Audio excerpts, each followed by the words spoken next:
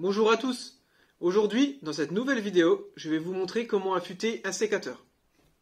Tout d'abord, ce qu'il faut savoir, pour toute petite coupe, ce qui est très important, c'est justement de l'affûter régulièrement. Que ce soit un sécateur, que ce soit une cisaille, que ce soit un couteau, que ce soit une serpette, un taille-haie, toute petite coupe doit parfaitement couper pour respecter au maximum les végétaux.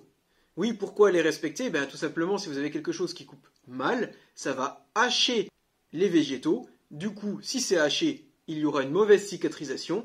Qui dit mauvaise cicatrisation, qui dit porte ouverte aux maladies, aux parasites. C'est exactement comme nous. Si on vient à se couper, si la plaie ne cicatrise pas correctement, ça s'infecte. Les végétaux, c'est exactement pareil. Ce sont des êtres vivants, ça fonctionne un peu comme nous. Alors, quel outil j'utilise? Moi, personnellement, depuis quelques années maintenant, j'utilise...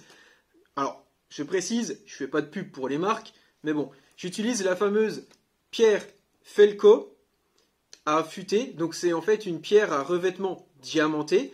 Donc, l'avantage de cette pierre-là, déjà, Felco, c'est la marque des fameux sécateurs Felco. Donc, ils ont adapté leur pierre par rapport à leur sécateur. L'avantage, c'est que c'est une pierre avec ce revêtement diamanté qui s'use quasiment pas. Elle dure très longtemps dans le temps. À l'époque, j'utilisais les fameuses pierres qu'on trouve un peu partout, avec les fameux grains qu'on devait mouiller. Donc, il y a différents types de grains, plus ou moins épais selon ce qu'on veut affûter. On doit mouiller la pierre et après on affûte. Ça fonctionne bien, effectivement. Le seul inconvénient, c'est que ça s'use quand même assez rapidement. Donc souvent, notre pierre, elle a tendance à se creuser à chaque fois à l'endroit où on l'utilise.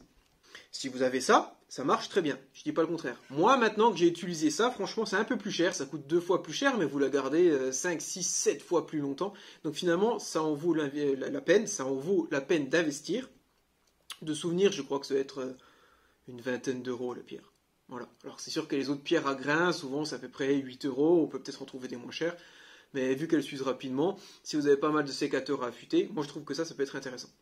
Donc voilà, c'est l'outil que j'utilise, je vais vous montrer comment on le fait. Ce qui est important, c'est de toujours avoir la pierre sur soi. Si vous travaillez toute une journée avec, vous travaillez dans la vigne ou je ne sais pas, vous avez des choses à couper, en fait, on va affûter un sécateur plusieurs fois dans une journée. On ne doit pas attendre que le sécateur ne coupe plus du tout pour l'affûter. Donc si on utilise son sécateur à peu près 8 heures de la journée, on va l'affûter à peu près 3-4 fois dans la journée. Donc au moins, comme ça, il coupera toujours bien. L'avantage, vous allez avoir un résultat optimal, une coupe nette. Et en plus, vous allez moins vous fatiguer. Parce qu'un sécateur qui coupe mal, vous allez appuyer beaucoup plus fort avec votre main. Et vous avez plus de risques d'avoir des tendinites. Donc ça serait quand même dommage. Donc pensez toujours à affûter régulièrement votre sécateur pour vous simplifier le travail. Alors comment ça fonctionne ? Tout simplement, cette pierre, il faut l'utiliser en fait de 3 manières différentes, comme c'est marqué d'ailleurs sur la notice.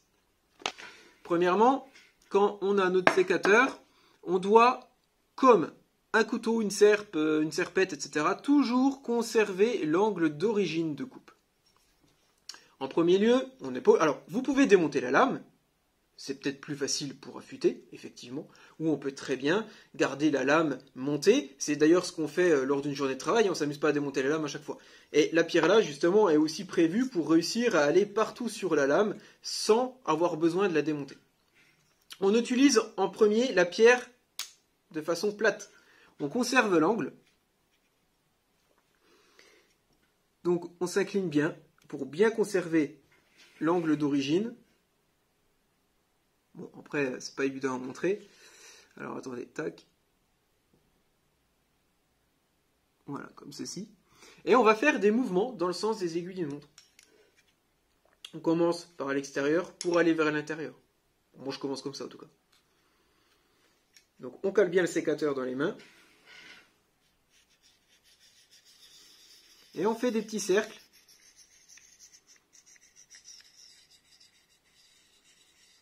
En appuyant fermement.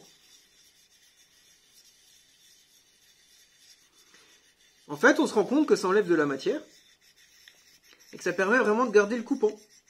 Quand on touche la pierre, vous ne pouvez pas vous en rendre compte, mais quand on la touche, en fait, la pierre elle est toute lisse. En premier lieu, quand on la déballe, on se dit mais attends, cette pierre-là, elle est lisse, comment ça peut affûter? Mais c'est le revêtement diamanté qui fait ça. Le diamant, vous savez, on arrive à couper le verre avec.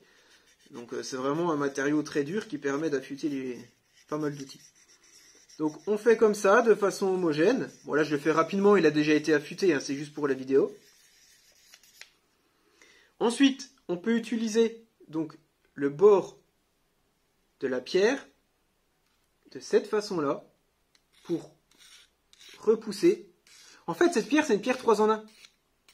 On fait 3 choses avec. Et ensuite, je retourne mon sécateur.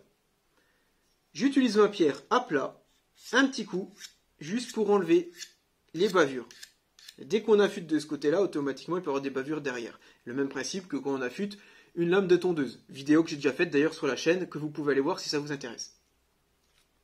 Donc c'est pas plus compliqué que ça. On conserve l'angle, on fait des petits cercles, on garde toujours le même angle, on ne s'amuse pas à faire comme ça, ensuite comme ça, après comme ça, on ne bouge pas, on essaye toujours de conserver l'angle, comme une lame de tondeuse. Ensuite, on pousse avec le côté de la pierre, on retourne le sécateur, on réutilise la pierre à plat et on enlève les bavures. Donc pour récapituler, en 1, j'utilise ma pierre du côté plat, je conserve bien mon angle tout le long, je fais des petits cercles dans le sens des aiguilles d'une montre. En 2, j'utilise le côté de la pierre, je repousse. En 3, je retourne mon sécateur, j'utilise le plat de la pierre et j'enlève les bavures. C'est rapide, ça dure 5 minutes au maximum et votre sécateur coupera toujours bien. Alors l'avantage de cette pierre aussi, parce que vous allez sûrement me dire « Ouais mais moi j'ai pas envie de mettre 20 € dans une pierre pour un seul sécateur pour la maison », je peux tout à fait comprendre, mais moi la pierre là je l'utilise pour tout. Que ça soit pour ma serpette, que ça soit pour mon opinel, que ça soit pour mes couteaux de cuisine, je l'utilise absolument pour tout. Pour mes sécateurs de force, pour ma cisaille, franchement, pour tout. Même pour la hache. Bon, après, la hache, c'est sûr que si elle est bien désaffûtée, ben là, on va utiliser le disque à lamelles comme pour une lame de tondeuse. Mais pour redonner un petit coup de coupant, franchement, vous pouvez l'utiliser pour tous les outils de coupe. Donc, selon moi, ça vaut le coup quand même d'investir. Donc, ça se vend en jardinerie. Vous pouvez la trouver aussi bien sur Internet. Voilà. Donc, c'est la marque Felco, pour ceux que ça intéresse. Je crois qu'il y a que qui font ce produit-là. Après, j'ai pas trop recherché. Mais vu que les sécateurs Felco sont justement de très bonne qualité, automatiquement j'ai acheté leur outil. En fait, c'est une marque suisse. Et sur le sécateur, et c'est vrai qu'en essayant toutes les marques, pour moi, c'est la marque qui coupe quand même le mieux. Bon, c'est sûr que c'est les plus chers. Après, il y a la marque Baco qui est quand même pas mal. Mais franchement, la qualité de la lame sur ces sécateurs-là, c'est quand même top. Après, je vous ferai aussi une vidéo prochainement sur comment entretenir son sécateur.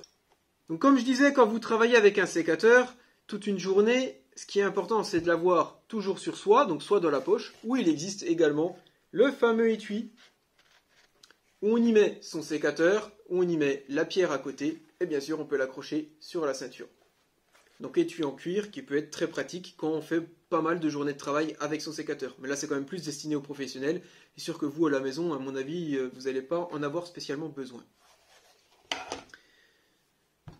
J'espère que cette vidéo vous sera utile pour l'affûtage de sécateur. Si vous avez des questions, n'hésitez pas à me les poser dans les commentaires. Et je vous dis à bientôt pour une prochaine vidéo. Bonne journée!